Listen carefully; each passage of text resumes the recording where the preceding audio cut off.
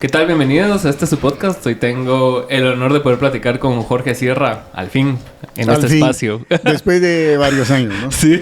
Y después de que yo te haya entrevistado. Sí, la verdad, sí. La verdad, yo tengo buen recuerdo de tus entrevistas porque han sido como las más introspectivas de las que he podido participar. Como estábamos hablando, pues, o sea, los medios son distintos. Y en la tele es así, anda a vender el producto, ya. Y te hacen una pregunta así como, ¿qué significa la banda? Y vos vas a media explicación y ya te están haciendo otra pregunta, ¿va? En cambio, con vos era así como que 1 hora del invitado y podíamos expandir en explicarnos y todo, ¿va? Pues gracias, ahí estamos. Esa ha sido prácticamente mi línea desde que hago entrevistas para el periódico, por ejemplo. Estuve 14 años en el periódico y ahí hacía ese tipo de entrevistas. A veces me ha tocado entrevistar a gente como Sigala o como Juan Luis,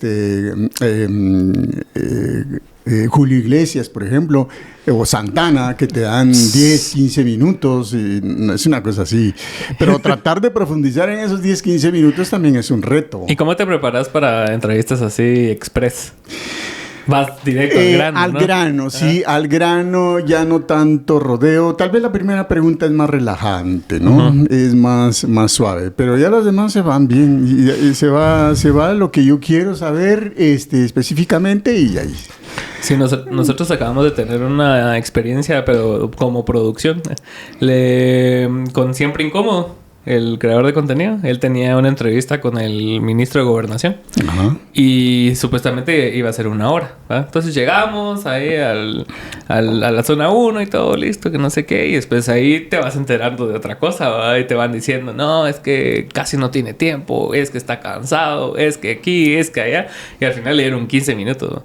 Entonces, 15 minutos de los cuales contaba el tiempo de armarse y grabar y todo. Entonces, él tuvo que ser eficiente con las preguntas y ir directo a lo que iba. No, por eso hay que prepararse. Sí. Hay que preparar las preguntas, hay que saber a qué vas, ¿no? Sí. Es decir, ese ha sido mi método siempre muy académico, si querés, de la comunicación. Claro. ¿Y vos dónde fue que estudiaste y todo? Contarnos un poco más de tu background. Yo empecé en la radio en 1976. Sí, ves. Estamos hablando 48 años atrás, ¿no? ¿Ves?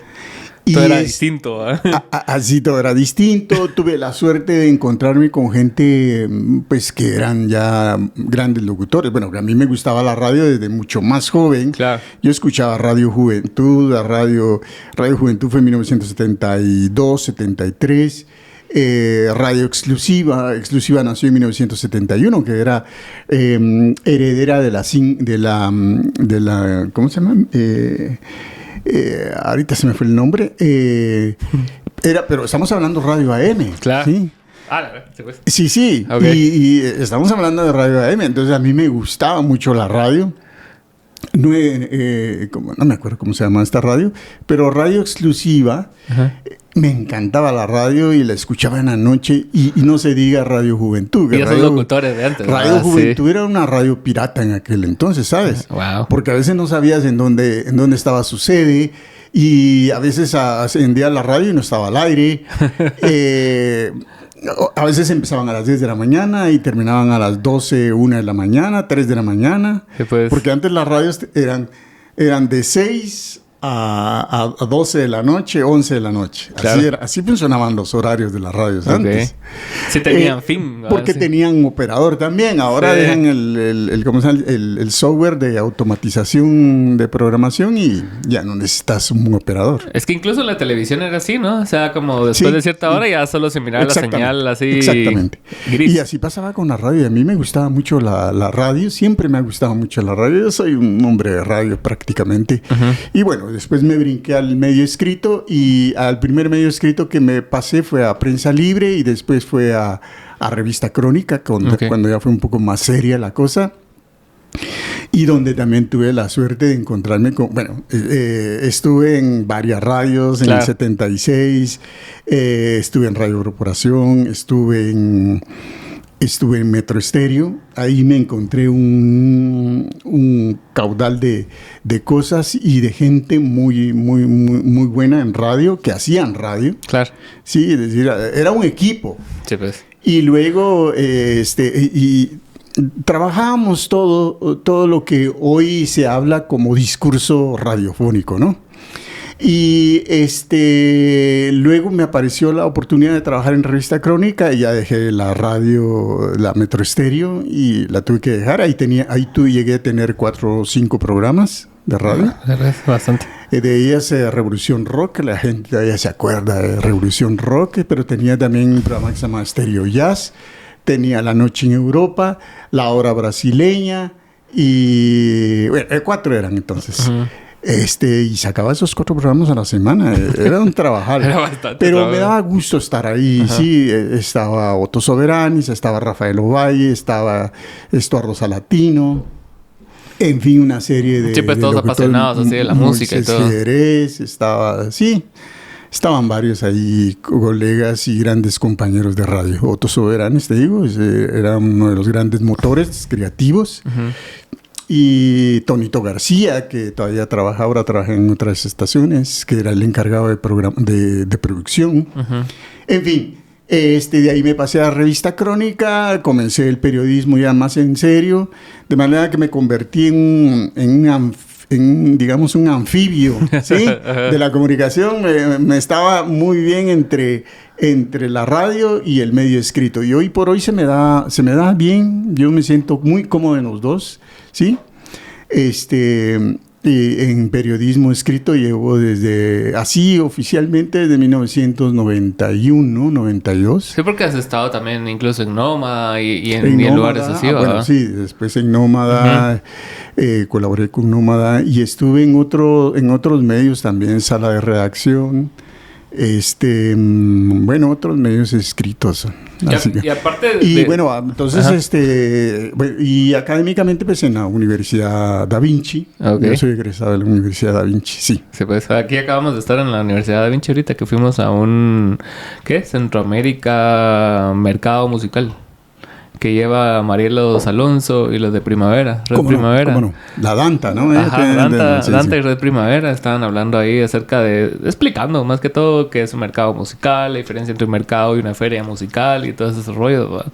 Y vos, como ves, estábamos hablando antes de entrar al aire lo de la preparación para ser locutor, para hacer periodismo. ¿Crees que eso se ha ido perdiendo con los años desde que empezaste? ¿Sí? Totalmente. ¿Y a qué crees que se debe? Porque, bueno, en primer lugar, en las universidades no enseñan radio. Sí, pues. Enseñan locución, enseñan a hacer escaleta. Yo no sé qué te enseñaron a ti, pero, pero radio, que es el lenguaje, lo que es el lenguaje radiofónico, lo que es el discurso radiofónico, eso no lo enseñan. Sí, pues. Es que para nada. Y entonces la gente llega a una radio, a dirigir una radio, por ejemplo, una radio estatal, pensando en una radio privada, cuando son parámetros completamente diferentes. ¿Y cuáles son las diferencias ahí entre...? En primer lugar, lo básico es que la radio pública es un servicio al público. Y, por ejemplo, si es una radio como TGW, por ejemplo, es una radio de servicio público, ¿no? Pero... Claro. Le llaman, ahorita se me fue el nombre, pero el hecho es de que es una radio donde caben todas las, digamos, caben todas las materias o todos los temas, uh-huh. ¿Sí? Pero otra cosa muy importante en la radio pública es de que no interesa el rating. No interesa si gusta o más bien dicho, si se acepta o no se acepta, okay. Porque el tema de la radio pública es llevar educación, es llevar información y es llevar entretenimiento. Claro. Básicamente. Sí, entonces pues. No me interesa a mí si estoy en el mejor rating en la lista de escucha, ¿no? ¿Y si ha pasado que la radio pública entonces participa de esa homogeneidad? Sí, pues. Porque hay una homogeneidad de programación. Si todos ponen reggaetón, yo también quiero poner reggaetón. ¿Sí? Claro. ¿Me explico? Sí. Entonces, esa homogenización que se quiere hacer de la programación. Entonces, hoy por hoy debemos de rescatar la radio pública. Ya no es la radio esa con intereses comerciales, sino ya es una radio que lleve algo de contenido profundo, serio, Y creo que eso es lo que ha faltado. Sí, yo siento que lo estatal en general está en una crisis bien fuerte, ¿no? El problema es que la gente estatal no sabe de radio también. Sí, también. Porque en otros países, por ejemplo, el gobierno crea una junta que va a dirigir determinada radio y determinado canal. Claro. Pero es una junta conformada por profesionales de medio, periodistas, y solo alguno que no, ¿verdad? Por ejemplo, alguien del Congreso, o algún diputado, o alguien que forma parte de esa junta, y esa junta nombra a un director, Sí, pues. ¿sí? Y el director participa de esta junta, en fin, pero son gente que saben de radio. Entonces, pero eso no sucede en Guatemala, ¿no? Es que, y también te da, la radio pública te da bastante chance de experimentar, ¿no? O sea, a vos como locutor Te da chance de experimentar, de ofrecer cosas diferentes, atender lo que no atiende la radio comercial. Claro.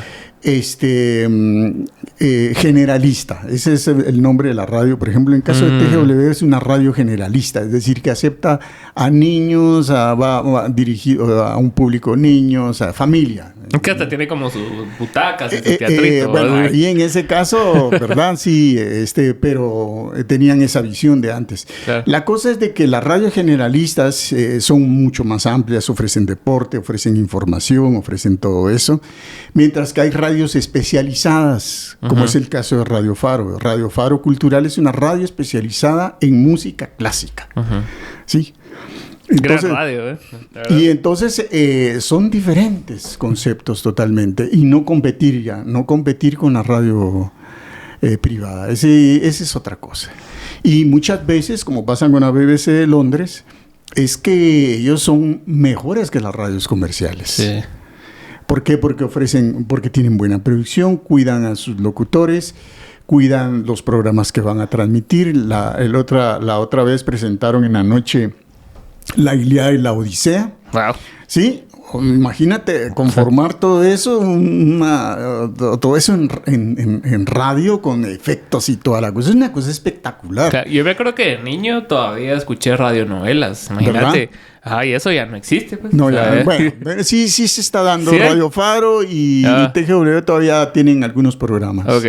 Pero sí, me acuerdo yo que era bastante fascinante porque, o sea, es como, no sé, o sea, es otra textura que le podías dar a la radio. Exactamente. Otros registros, y además, ser una radio incluyente. Las radios públicas deben ser radios incluyentes. Es decir, sectores que han estado marginados, como los rockeros, los metaleros, por ejemplo, por ponerte... Que vos sos un metalero, ¿eh? Sí, también. Entonces, o también, por ejemplo, atender a los grupos de diversidad sexual. ¿Sí? Eso debería de hacer la radio pública, pero no atiende esos sectores y deben estar incluidos en su programación. Y no digamos al sector indígena, claro, que también debe estar incluido en la radio. También, hoy ahorita en esto que te contaba del CAM, estaban hablando acerca de un mercado musical que es para disidencias y para folclore indígena y para todo eso, y que hay discográficas que están enfocadas 100% en eso. Y pues, o sea, me parece fantástico, pues, sí. Claro. En Huehuetenango existe un sello discográfico dedicado solo al metal. Claro. Y ahí hay muy buenas bandas, te sé decir. Sí, he escuchado que son bien metaleros por ahí. Sí, sí. Huehuetenango, sí. ¿Y qué tal te ha ido en los últimos años con este como auge de podcast y como de diferentes formas de, digamos, de radio, pero, o sea, de comunicación, pues, ¿no? Sí. ¿Cómo me ha ido? ¿En qué sentido? ¿En audiencia? En audiencia, en ver que, o sea, que casi que cualquiera puede tomar un micrófono y hablar. Mira, no sé. Yo creo que estamos en una era de la comunicación. Yo pienso que todos tienen derecho, ¿no? Claro. Y lo mismo también cuando hay gente que escribe en las redes sociales, informa en las redes sociales, ¿sí? Pero no hay que confundirse también, porque aparte también es el periodismo y claro, es la persona dedicada a la radio. Sí, pues. Es lo único que no hay que confundirse. La gente que es dedicada a la radio ya tiene sus herramientas de trabajo y elabora de otra manera. Por ejemplo, hay de podcast como el Podium. Podium es una empresa que hace podcast verdaderamente maravillosos, porque hay gente de radio trabajando podcast. Podium se llama esto, es del mismo grupo El País, mismo grupo de las editoriales, en fin. Prisa, es el grupo Prisa, y hacen unos podcasts pero maravillosos, y ellos están sentando cátedras de como, por ejemplo, el otro día escuché un podcast sobre Madonna. Y entonces alguien hace el personaje de Madonna y cuenta esa historia, pero de una manera muy ágil. En 20, 25 minutos te sabes la historia de Madonna. Wow. ¿Sí? Es fantástico eso. Claro. Ese recurso radiofónico es así más elaborado, más pulido, con más recursos. Por supuesto. Le sale muy bien. Claro. Pero sí, está interesante. Eso me recuerda ahorita a lo que hacía, creo que era Kiss FM, ¿no? Con las radiografías. No, era Fama. Fama, ajá. Esas radiografías eran, o sea, sí, era una hora de un artista. Y te ponía así los highlights del artista. El vampiro, sí. Qué buenas cápsulas, la verdad. Ajá. La verdad, muy buenas cápsulas. Y hasta hace poco creo que escuché alguna y sí, todavía me recordó así bastante. Y hubo otra radio que casi les copió, ¿no? Casi. Solo cambiaron de nombre y de locutoria. Pero sí, yo siento que en esta era de información, y te lo pregunto porque hay como un cierto recelo en los periodistas, hablando de otro tema, de los periodistas con los creadores de contenido, ¿va? Porque, o sea, si bien los creadores de contenido tienen más atención ahorita, ¿va? Porque las redes sociales así son. O sea, los periodistas son los que llevan todo el trabajo de fondo. Entonces, esa es como que hasta cierto punto, como que la riña que tienen de que así yo me pasé 6 meses investigando esto y vos en un video de 3 minutos te llevaste toda la atención, ¿no? Sí, bueno, suele pasar. Pero eso te digo yo. Hay que tener claro cuando el otro es un periodista que tiene las herramientas, que contrasta la información. Claro, sí. Y el otro que solo tira y sin averiguar, sin confirmar la información. Sí, es que es la diferencia entre un periodista y otro, digamos, que no lo es. Sí, claro. Y ese es en todo caso, lo que me da un poco de, digamos,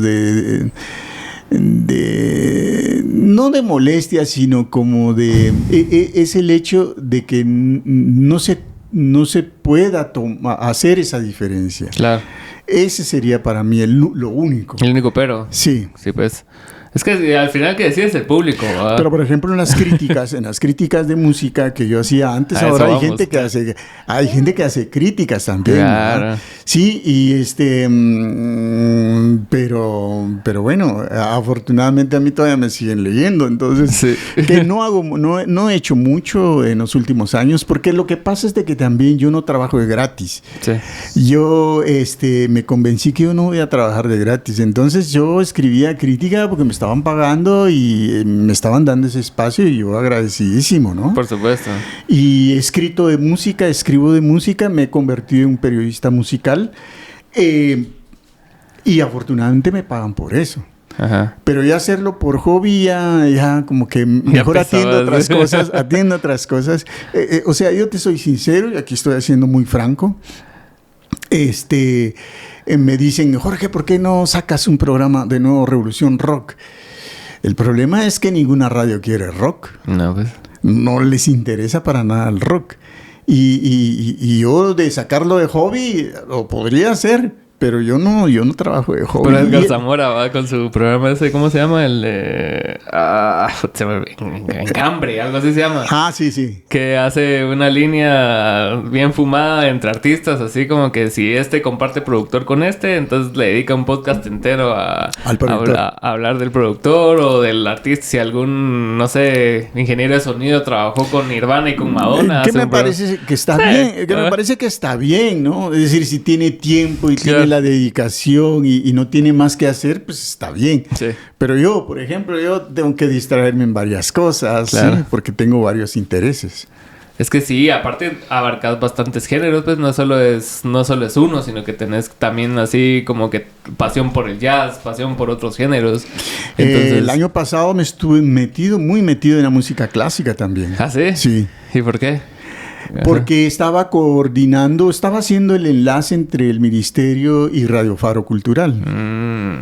Entonces tenía yo más que indagar en ese tema. Que siempre me ha gustado la ópera, por ejemplo, claro. Los grandes conciertos que no se estaban transmitiendo. Es una radio que está rezagada. Ponían música de 1972, por ahí y para acá, y ahí murió. Cuando hoy por hoy la música clásica se sigue produciendo en cantidades increíbles y muchas personas pues en este país no tienen saben qué está pasando, salen óperas nuevas. Sí, claro. El otro día salió una ópera nueva de Philip Glass basada en la vida de Mahatma Gandhi. Nice.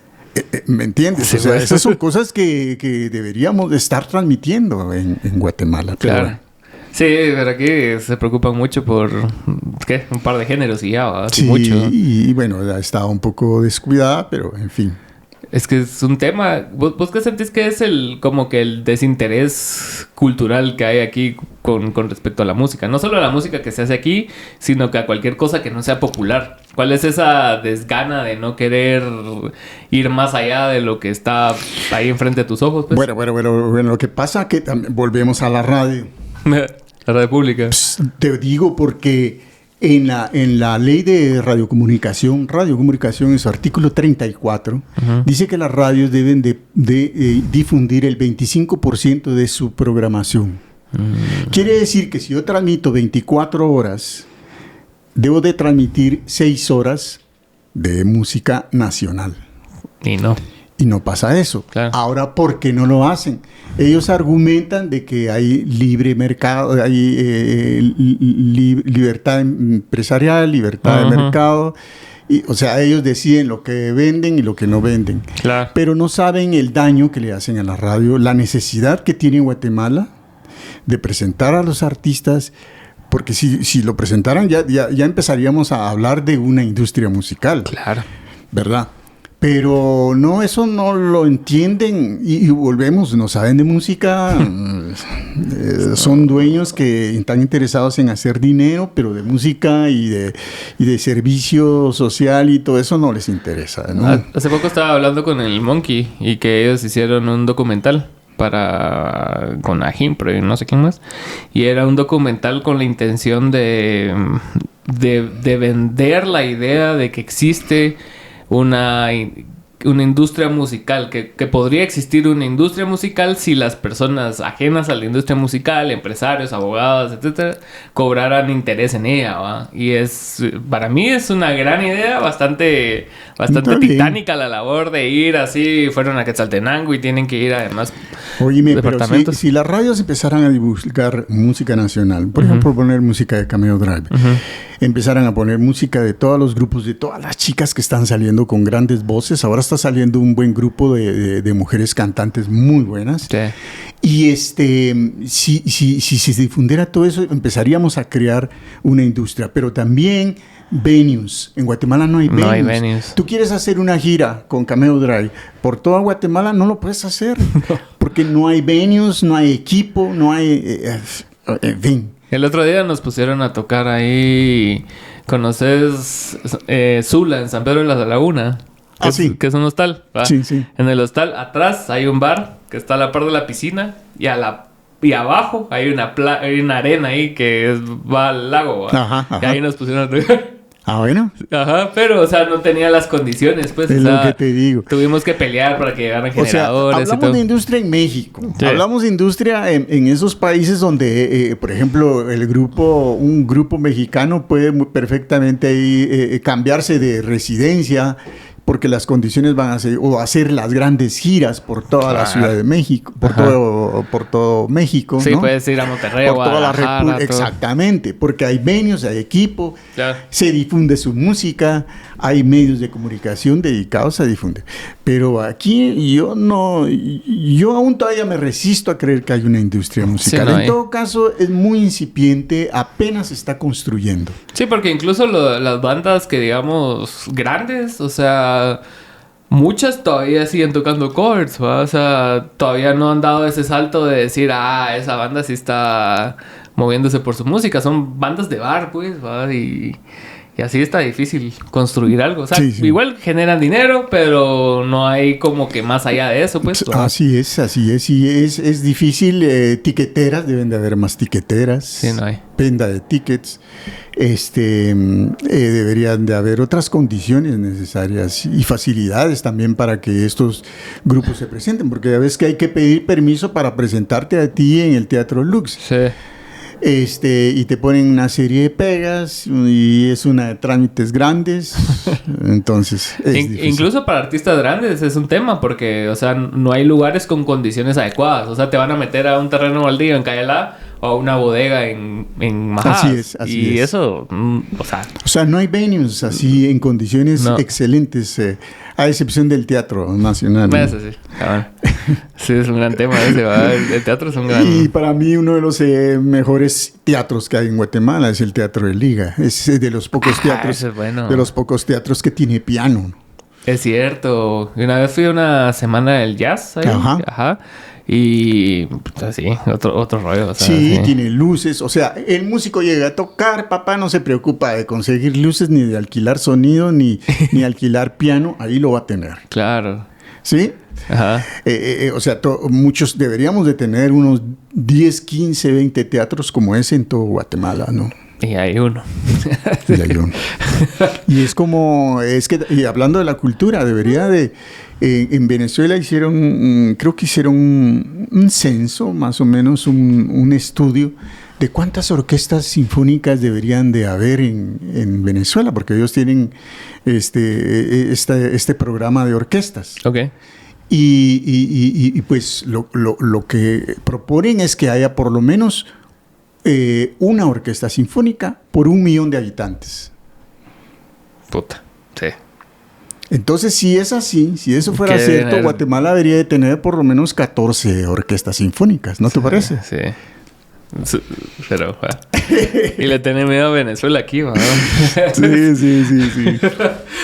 Y regresando al tema de las críticas, ¿cómo te fue en eso? O sea, el otro día coincidimos en un tema ahí en bueno, ese es un tema... Mira, la crítica es un oficio para no tener amigos, uh-huh. ¿Sí? Pero te da prestigio. O sea, como artista, te da prestigio tener críticas. Pero no. Sí, bueno, lo que pasa es que uno no lo agarran muy bien, ¿no? Ajá.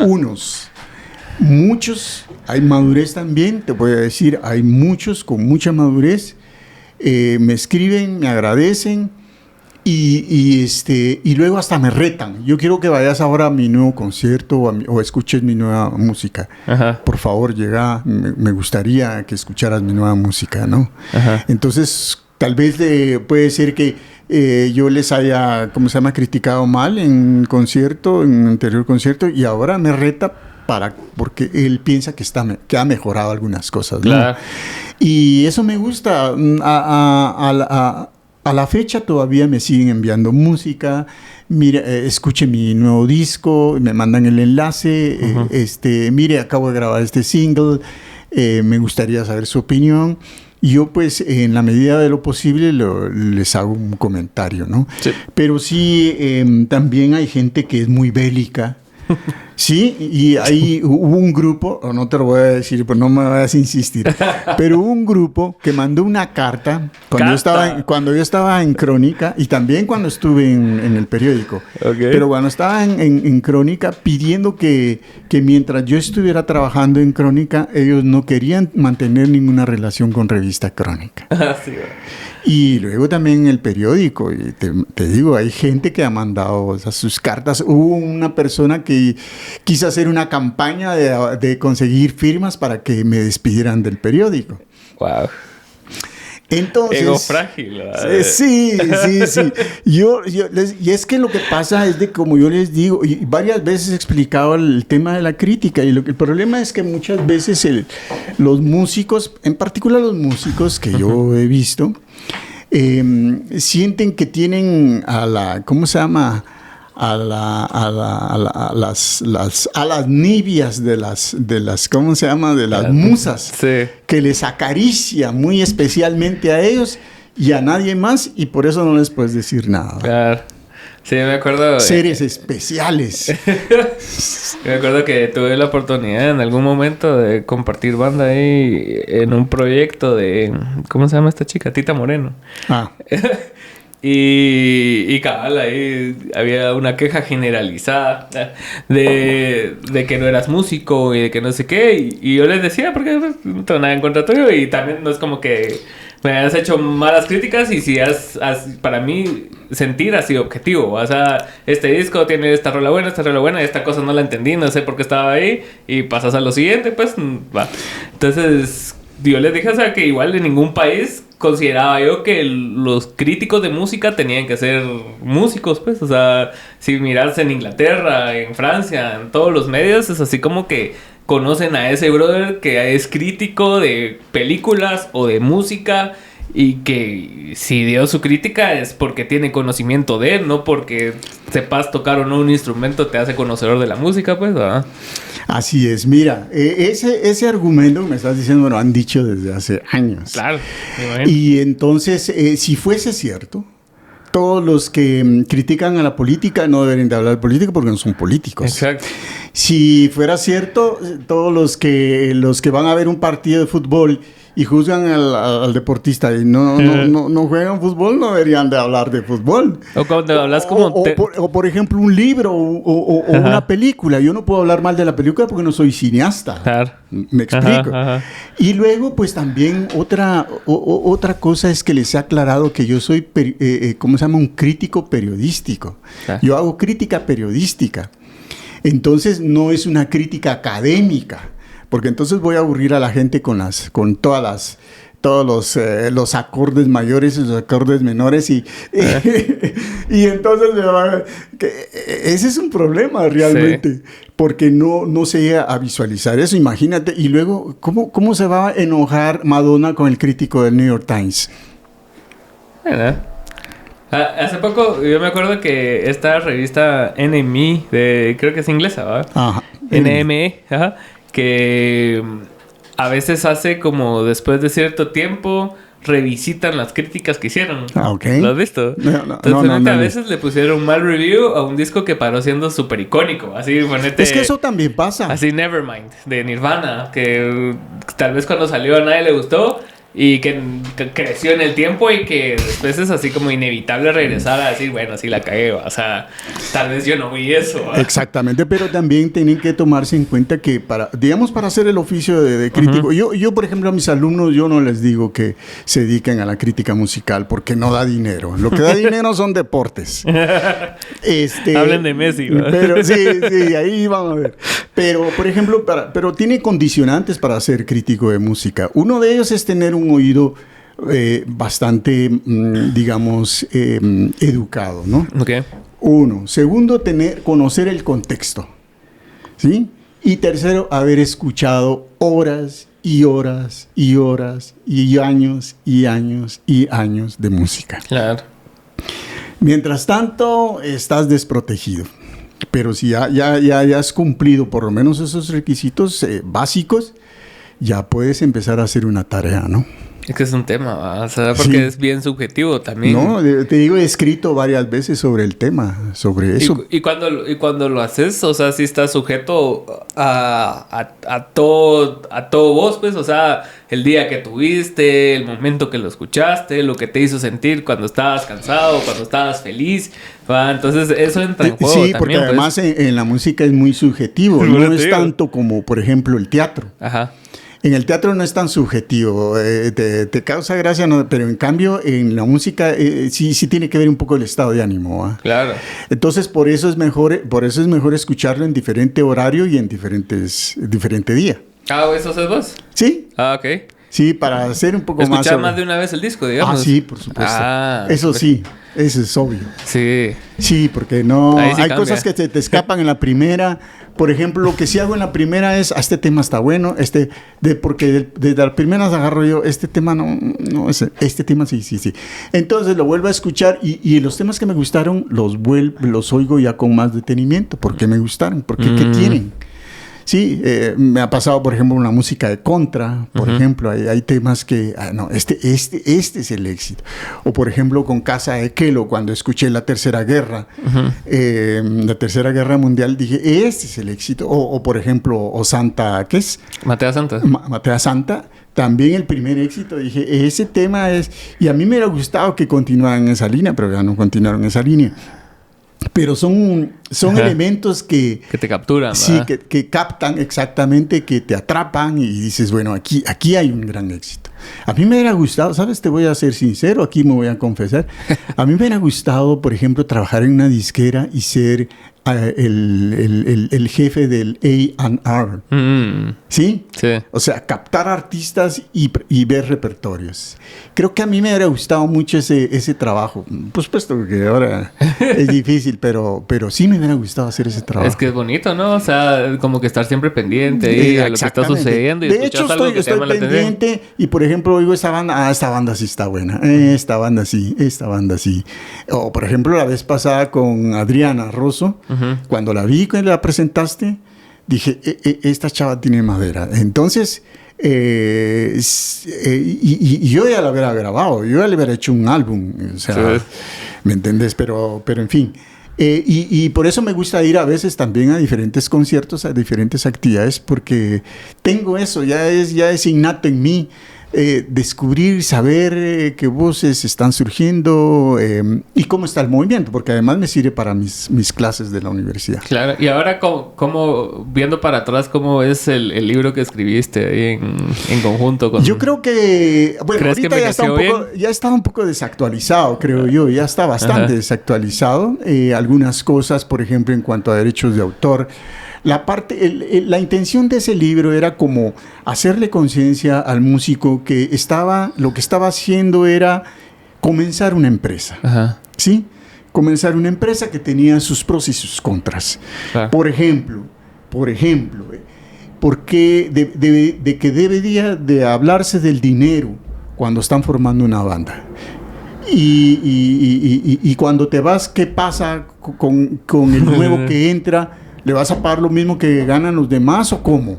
Claro. ¿Sí? Ajá. Entonces, esas cosas deben de hablarse en las bandas. Sí, por supuesto. Y esa es la idea era la idea del manual del músico independiente, ¿no? Yo me acuerdo que Paola una vez tuvimos una conversación, creo que tuvimos, o sea, como que ella iba a manejar algo de relaciones públicas de la banda, ¿va?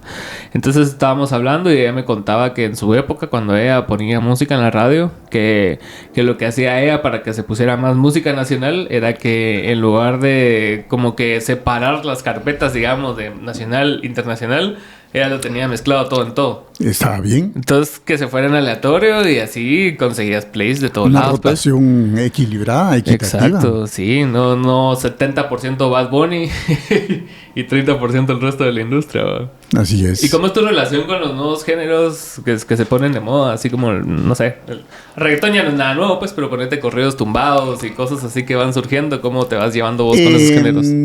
Bueno, yo de todas maneras, como una de las cosas como crítico musical tienes que escuchar de todo. Ajá. ¿Sí? Porque a veces que de repente te aparece algo que no lo tenías en tu radar y que no te agarre de sorpresa. Por ejemplo, estaba escuchando... yo doy una cátedra en la Universidad Da Vinci de música, en la Facultad de Música, que se llama Géneros y Estilos Musicales en la Contemporaneidad. Y ahí les he presentado a mis alumnos, por ejemplo, bolero rap. Nice. ¿Sí? O bolero psicodélico. ¿Sí? O, por ejemplo, cumbia tango. ¿Qué ves? Y pues están teniendo, esos estilos están teniendo cada vez mayor diversidad, ¿no? Esta semana hablábamos un poco sobre el bolero, precisamente, sobre la bachata. La bachata, ya ves que hay bachata tradicional, bachata moderna, bachata fusión. bachata urbana. Bien difícil tocar bachata, Y entonces, ¿me entiendes? O sea, tengo que estar metido y enterado de las cosas que pasan. También me entero de las fortalezas, por ejemplo, la salsa. Hay gente que le da mucha fuerza a la salsa, ¿sí? Uh-huh. Y que le dan el honor que merecen. El otro día alguien estaba ahí molesto porque... Ahora, Diego Navaja, por ejemplo, el guitarrista, estaba molesto porque a Rubén Blades le habían dado el Grammy por su disco después de, ¿qué? 50 años de grabar ese disco Semilla, uh-huh. que es uno de los se considera uno de los 1001 discos que uno debe escuchar antes de morir. Okay. Y entonces él la volvió a grabar con una banda así salsera y todo, genial. Y él dice que no, sí, él ya ha ganado mucho y que no sé qué, pero es que es un buen músico. Además, el material de ese disco Semilla es un material genial. Yo no vería el problema de por qué Rubén Blades haya ganado el Grammy, es decir, porque es de calidad, es un trabajo de calidad. Claro. En fin. ¿Se regrabó ese disco? Pues lo volvió a grabar en vivo con orquesta, sí. Pues celebrando los 50 años, creo yo, okay. 50 años de Semilla. Qué loco. Sí, sí. Es que sí, yo siento que muchas cosas tal vez en el momento que salieron, si bien en ese caso fueron importantes, o sea, también en otro contexto revalidas la importancia de eso, pues. Claro. O por ejemplo, Santa Rosa grababa un disco con una big band, con una banda que de verdad unos arreglos... Es decir, ese Big Band es un gran qué arreglos. Yo creo que me acuerdo una vez de... Creo que yo estaba como adolescente que fui a ver a Porter. A Bob Porter. Bob Porter. Ajá, ahí al Teatro Nacional y me dejó muy impactado. O sea, ese Big Band es así... No, es una Big Band. Cuando es una Big Band grande, los músicos le tienen miedo porque te puede atropellar. Sí. Sí, lo tienen que pensar muy bien. Sobre todo en Estados Unidos, que las Big Bands, te digo, las Big Bands se han fortalecido enormemente. Ya no son las Big Band de aquellos años 60, claro. que oían nuestros papás, nuestros abuelos. No, ahora son Big Bands progresivas. Big Bands progresivas. Claro. Fusion. Por ejemplo, la Big Bad Band es una de esas orquestas que trabajan con una cronometría de reloj. Sí, pues así, todo así, perfecto. Todo va, y sí, con unas líneas, pero verdaderamente difíciles. Yo te digo, yo estoy sorprendido. Bueno, acabo en la radio estuve poniendo una big band de mujeres, solo conformado de mujeres, con unas trompetistas y unas saxofonistas. Es que de verdad, todo fuera de este mundo. Es que no tienen nada que enviar a hombres esa big band. ¿No? Sí, claro. es increíble. Entonces yo me sorprendo cada vez en la música. Como ando hurgando en todos lados y ando escuchando de todos lados, ando escuchando mucho cubano también. Hoy, por ejemplo, estaba escuchando el nuevo disco de Liam Gallagher y Chris Squire. Okay. Que me parece un buen disco. También escuché el de Beyoncé, que no me gustó, realmente no me gustó. Es que ella, su línea es más soul. Aquí como que le metió al country folk. Sí, no sé. Tiene una rola con Post Malone. Sí, está rara. Yo dije, ¿qué? Pero no es su estilo. Ella me encanta su voz, claro. Pero el estilo que eligió esta vez sí no me convence. Es que se pone los artistas, o sea, demasiado experimentales, ¿no? Y sí, es así que vos decís, bueno, tal vez no. Sí. Como para quitarse una espinita o algo, porque ya no tiene nada que probar. No, ya no tiene nada que probar, sí. ¿Qué más da? Así es. Bueno, entonces, como te puedes dar cuenta, yo ando escuchando de todo. Sí, yo siento que es importante como que no ponerse tan purista con los géneros, ¿va? Porque solo vas a perder en esa batalla, ¿va? O sea, vas a perder como que esperando que una banda vuelva a ser como los Beatles. Eso ya no existe, pues. Ya los purismos no existen. Ya no. Ya no existen, Alan. No puedes decir, mira, ya no puedes decir yo soy rockero. Sí, no. Ya no puedes decir yo soy rockero porque de repente se te da por escuchar otro género, ¿no? Entonces soul, escuchas a Marvin Gaye. Ajá. Una mañana escuchas a Marvin Gaye, qué rico escuchar a Marvin Gaye. Claro. O otras piezas, ya esos purismos de antes ya no existen. Sí, y qué bueno pues, porque sí da pie a que y además más riqueza, cada vez estamos más expuestos a diferentes músicas, ¿no? Es cierto. Sí, yo hace poco encontré un DJ que ponía vinilos de funk. ¿Qué era? funk japonés, una cosa así. Ok. Y así, o sea, otro rollo. O sea, es una interpretación bien distinta de la música y al final, o sea, vos crees que ya no hay otro giro más en el funk. Y viene alguien de otro lado del planeta y te da otra propuesta y vos decís, bueno, sí, va.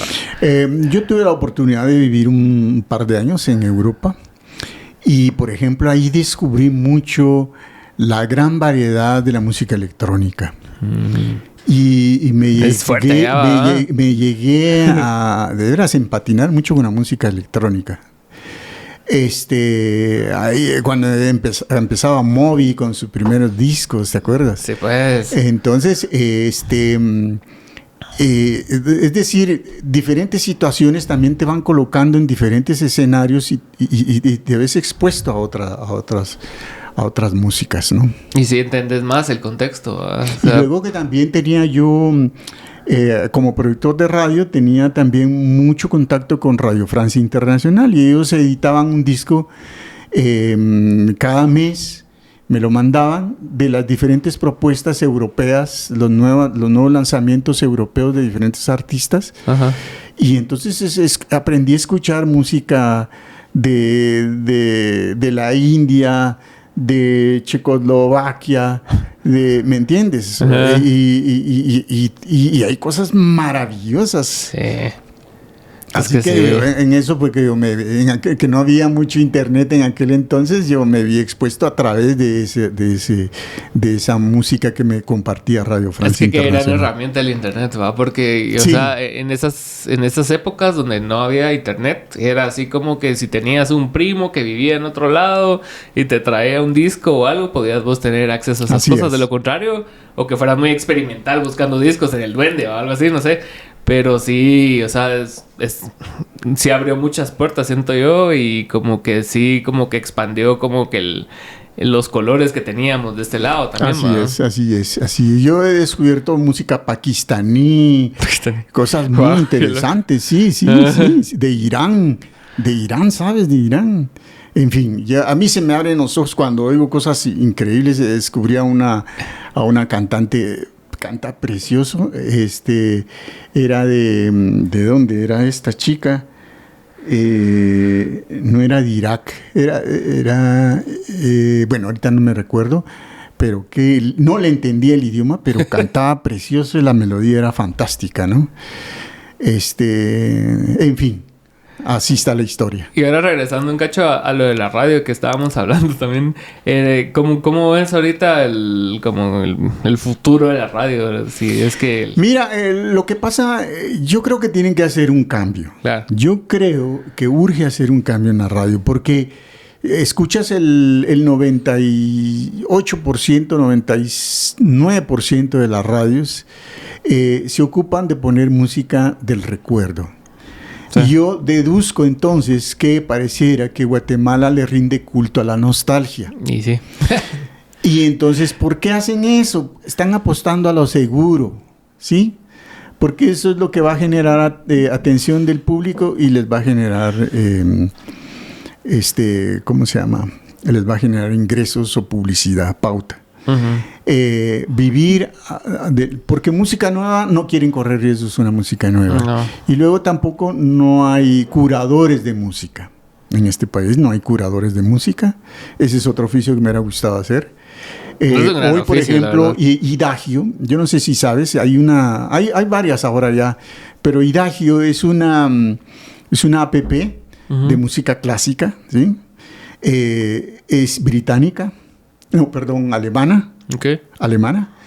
Y ellos tienen 5 o 6 curadores. O sea, lo que escuchas ahí, en esa app de música clásica, es seleccionado, es curado.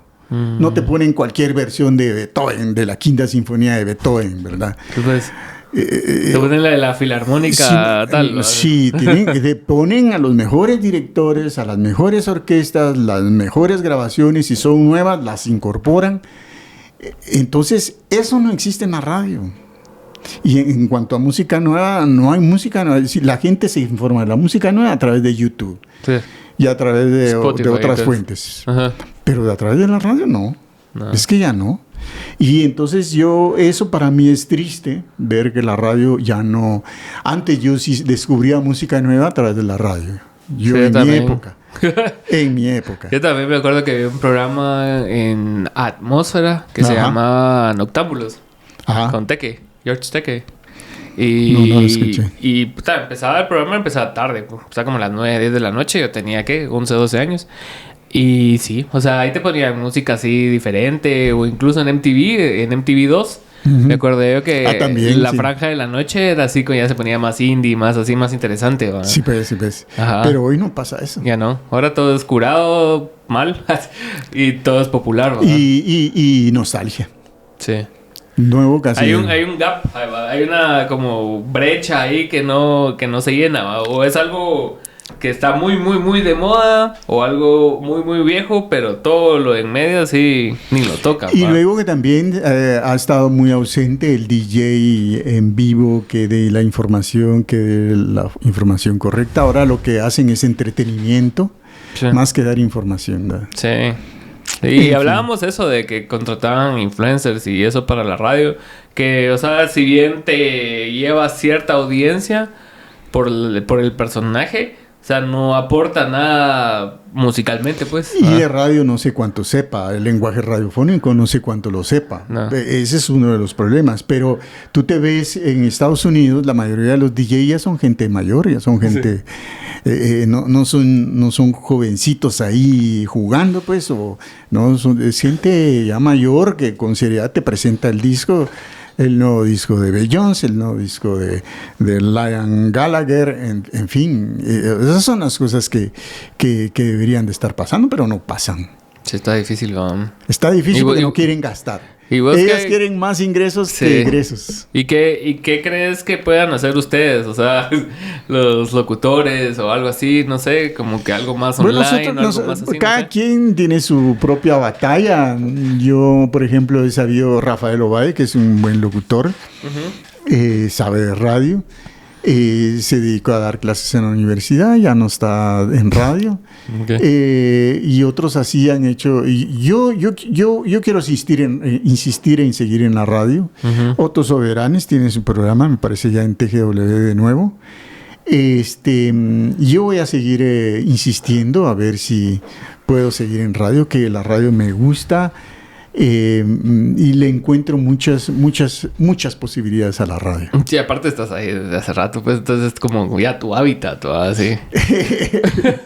No, 46 años. Puro te digo, imagínate. o sea. Sí. Sí, es difícil como que... o sea, más cuando ya tenés así como que bien arraigado el lenguaje, bien sabes cómo funciona, sabes cómo hacerlo funcionar.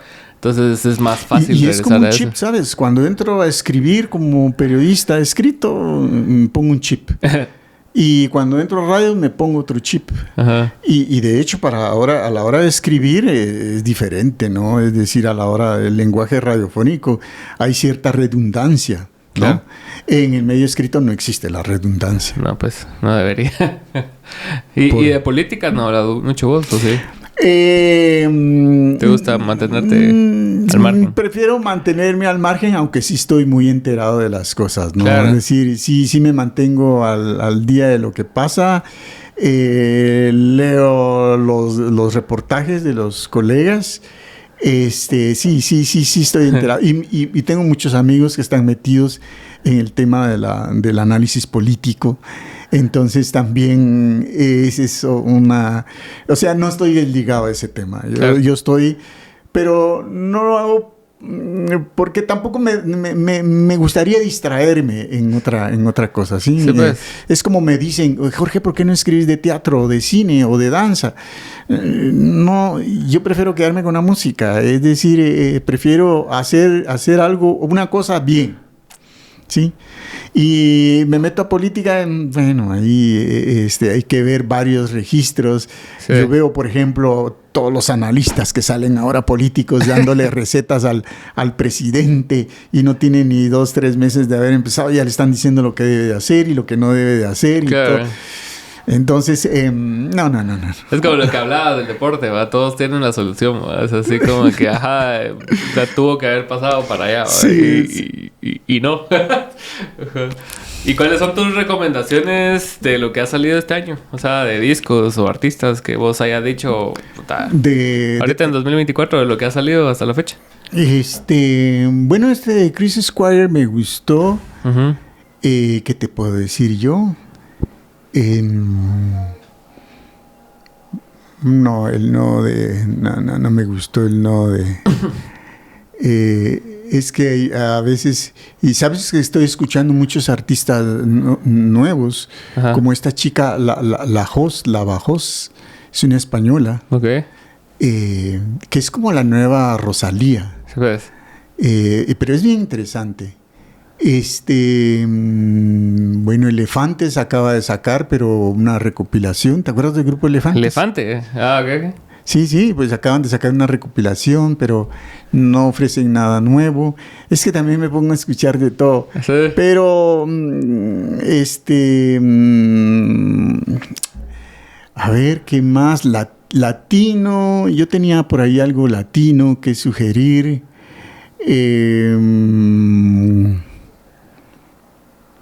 Ahorita se me fueron los nombres. Sí, me agarraste en curva porque sí. Tengo tanta cosa en la cabeza, pero sí,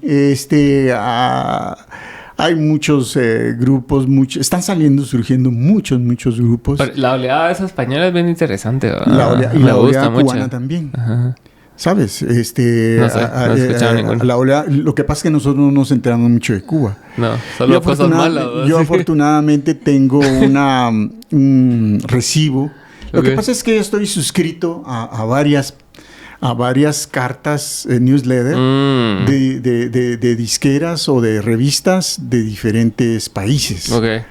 Entonces ahí recibo, pero los cubanos están haciendo cosas muy interesantes, rescatando el bolero, rescatando el rock, la música electrónica, el rap, nice, el rock.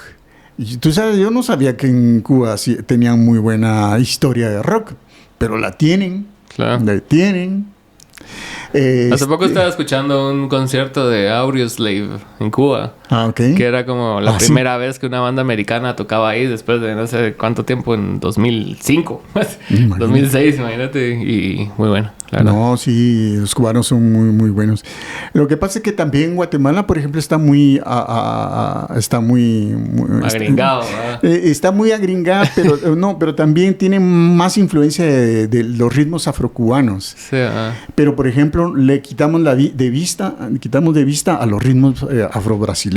Por ejemplo, a mí me encanta la música brasileña. El funk brasileño es una belleza. Me encanta la música brasileña, no solo por la riqueza rítmica, sino también por esas armonías tan diferentes, tan extrañas. Yo les decía a mis alumnos que Brasil desafía a Berkeley. Sí. Los músicos brasileños desafían a Berkeley. Ellos no necesitan de Berkeley. No. Esas armonías que tienen y les han copiado y los han invitado. Miles Davis quiso tocar la música de Ivan Lins y le dijo, tú eres bueno, él usa las palabras así un poco compositor, le dice, eso sí, tus arreglos tienen muchas notas, le dice. Pero sí, los brasileños son... Ellos tienen su propia industria. Ellos tienen no su necesitan propia industria, de nadie más. Es lo que les decía a los alumnos, ¿qué pasa con Brasil? Ellos tienen más de 200 millones de habitantes. Son gigantes. Y llenan un estadio, por ejemplo, esta Silvia Lanzaño llega a llenar 40,000 personas en un estadio. Sí, yo escuchaba la historia de esta Anita, la reggaetonera, que empezó con funk brasileño. Ok. Y ella contaba así sus inicios y dice que ella se terminó el colegio, terminó la U... Y que dice que en una semana le iba más o menos. Después como al mes ya le iba bien porque ya tenía como 3 toques al día. Y ya le daba para estar así solo haciendo música. Imagínate, o sea, qué cantidad de gente tenés que tener en un país. Sí, por eso. Más de 200 millones, ¿sí? Ajá. Y cuando estaba Gilberto Gil estaba de ministro de Cultura... Uh-huh. Hizo un programa interesantísimo de la cultura hip hop en todas las favelas. ¿sabes? No. Entonces había una caravana que visitaba las favelas cada semana, donde iban todos los grandes raperos, y eso inspiró a muchos de las favelas a hacer rap. De hecho, fundó escuelas de hip hop ¿cómo se llama? En diferentes favelas, y ahí les enseñaban rap, les enseñaban DJ, graffiti, breakdance. Sí, pues. Ahí les enseñaban. Y entonces ya, es más, les puso una radio a cada favela para que pusieran su música a los jóvenes. Entonces... ¿Para cuándo aquí va? Sí, o sea, han hecho una labor muy interesante, ¿no? Vos, y para ir cerrando, ¿cómo ves el papel de estas entidades musicales como Musicartes y Agimpro y todas esas? O sea que...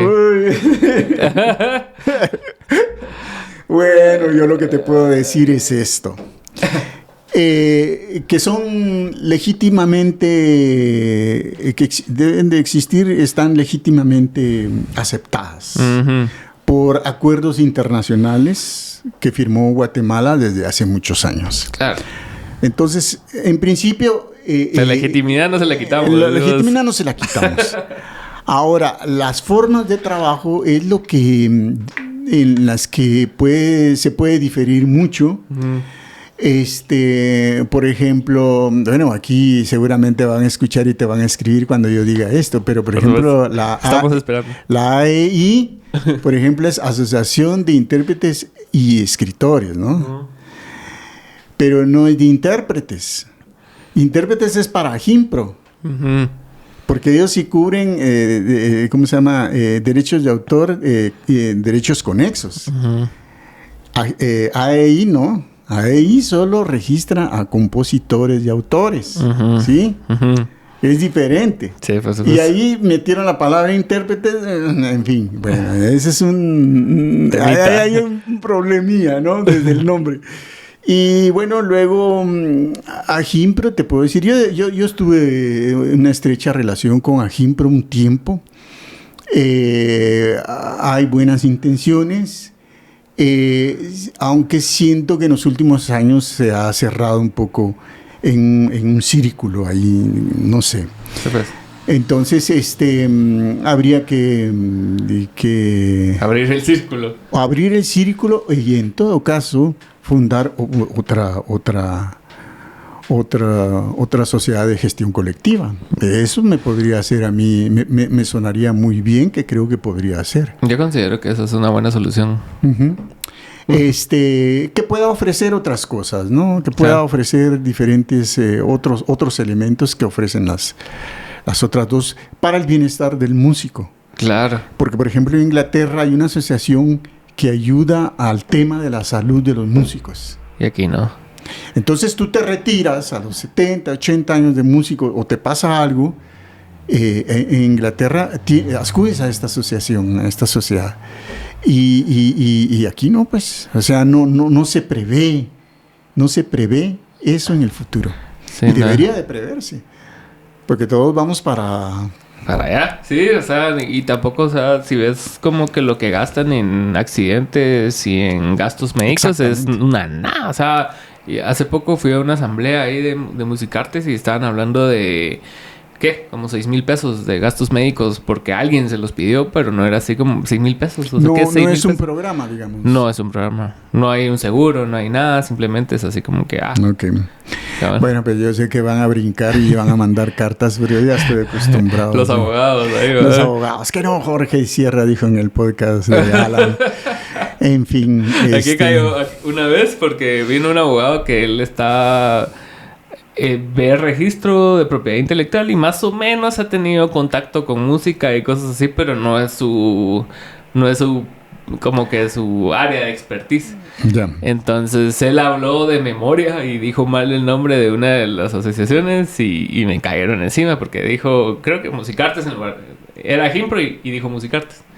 Ajá, entonces rápido cayeron todos ahí, que no puede ser, que dame el teléfono del abogado, que no sé qué, yo solo los ignoré. Sí, bueno, pues sí. En fin, pero yo creo que todos están haciendo su lucha, ellos están haciendo su lucha, AEI hace su lucha. Pero sí concuerdo con vos de que sí hay que tener otro. Y ¿cómo se llama? Y transparentar todos sus procesos, ¿verdad? Que creo que también falta transparentar más. Sí. Sí. Lo hacen, pero más. Sí. Necesitamos más. Ajá. Y también para crear confianza entre los músicos, entre los artistas. Es importante la transparencia Claro. de cómo manejan sus cuentas y cómo toman sus decisiones, ¿verdad? Y también hay bastante desinterés de los artistas en acudir a las Sí, cosas. hay esa apatía. Hay esa apatía. De hecho, hay gente que me habla criticando a Gimpro o a Musicartes, Ajá. ¿verdad? Hay esa apatía, pero yo les explico que no, que ellos tienen el costo que cobran está con base al lugar, porque eran dueños de un lugar, con base a la cantidad de sillas o de mesas que tiene el lugar o la medida del terreno. No es lo mismo cobrarle a un supermercado con grandes dimensiones que cobrarle a un restaurante o a un comedor sencillo, pequeño, una cafetería. No es lo mismo, ¿verdad? Entonces, ¿Y vos crees que es coincidencia? Perdón que te corte. Que ponerte en los en los centros comerciales grandes, o sea, nunca pongan música de artistas, sino que siempre ponen como la versión bossa nova o la versión ya. Bueno, pero clásica. esos son hilos musicales que ellos contratan, ¿verdad? Entonces ahí sí, ahí tiene que ver curaduría y tienen que ver conveniencia. Supongo que alguna empresa les provee esa música. Sí, les provee esa música y ellos la ponen para tranquilizarse, ¿no? Pero la bossa nova es hermosa. Yo sé. Pero también ha caído en ese comercialismo. Sí, pero escuchar ahí persiana americana en bossa nova también.